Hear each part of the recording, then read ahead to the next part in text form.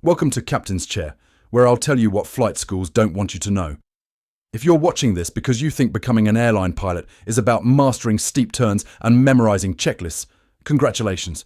You've been sold the aviation equivalent of thinking marriage is just about planning a nice wedding. The reality? Flying for airlines is to flight school what parenting is to babysitting. Technically related, but hilariously different in practice. I'm Captain James, and after 35 years flying everything from military aircraft to Airbus A320s around the world, I've collected enough they never taught us this moments to fill a black box recorder. Today, I'm going to walk you through the actual knowledge domains airline pilots need to master. The stuff flight schools gloss over while they're busy teaching you to land in a 5-knot crosswind for the 17th time. We'll cover the 4 critical areas that separate the professionals from the people who just have expensive sunglasses. And I'll show you exactly how to start building this knowledge now, not after you've paid for 200 hours of flight time. Let's start with aircraft systems.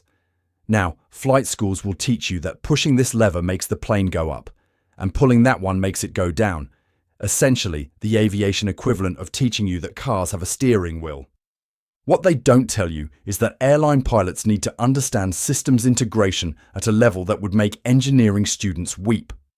When I was preparing for my command course, I didn't just need to know that the hydraulic system powers the flight controls. I needed to understand exactly how the 3 independent hydraulic systems on an A320 interact, which flight controls revert to mechanical backup, and how electrical system failures cascade through the aircraft.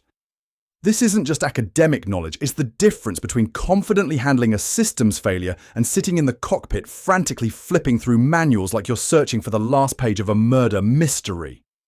I once had a colleague who thought he understood the pressurization system until we had a schedule change requiring a rapid descent.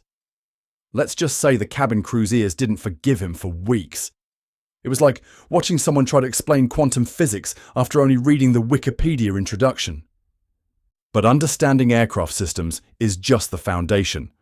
What really separates professional pilots from expensive hobbyists is their grasp of operational procedures.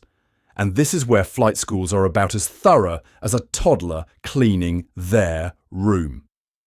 Flight schools teach you basic procedures like checklists and radio calls, essentially the please and thank you of aviation communication. But airline operations? That's like learning an entirely new language, where the dictionary keeps changing.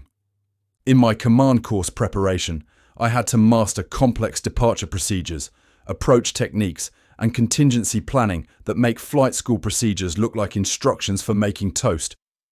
Take RNAV approaches. In flight school, you learn basic instrument approaches. In airlines, you're calculating continuous descent angles while programming FMS coordinates and maintaining situational awareness in congested airspace. It's like the difference between learning to play hot cross buns on the recorder and performing with the London Symphony Orchestra. Both involve blowing into things, but one is slightly more complicated. I remember watching a new first officer try to handle his first high workload star into Hong Kong during monsoon season. His expression resembled someone who'd just been asked to perform emergency surgery using only the knowledge from a game of Operation. But even if you master systems and procedures, you're still missing a crucial piece: the regulatory framework that governs everything we do.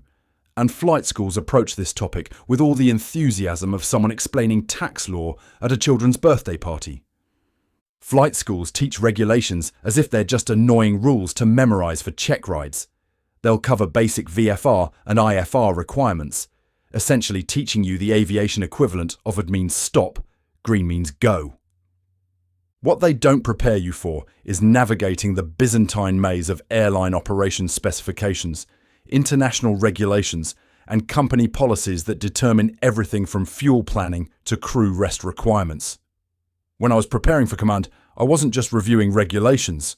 I was learning how to make real-time decisions when regulations conflict with operational realities. It's like being told the rules of checkers and then being thrust into a chess tournament where the rules change depending on which country you're playing in, what time of day it is, and whether Mercury is in retrograde. I once watched a captain spend 45 minutes arguing with operations about a minor regulatory interpretation that affected our fuel planning. It was like watching someone try to explain the offside rule in football to a referee who's determined that today it means something completely different. So there you have it, the hidden curriculum that separates professional airline pilots from people who just enjoy wearing epaulets.